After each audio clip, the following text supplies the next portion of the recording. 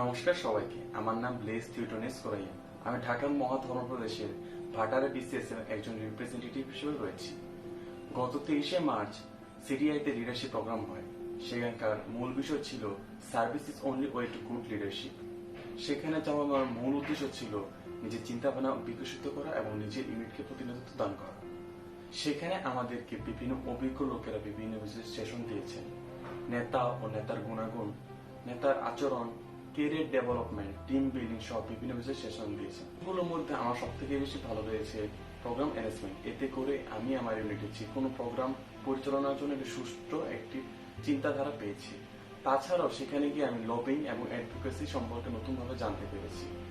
Advocacy হচ্ছে একটি প্রক্রিয়া যা ধীরে ধীরে সংগঠিত হয়ে থাকে। তাছাড়াও 8টি ডায়াসিসের মানুষদের সাথে পরিচিত হয়ে তাদের নিজ নিজ কালচার সম্পর্কে জানতে পেরেছি এবং তাদের সাথে সুন্দর একটি সম্পর্ক করতে পেরেছি।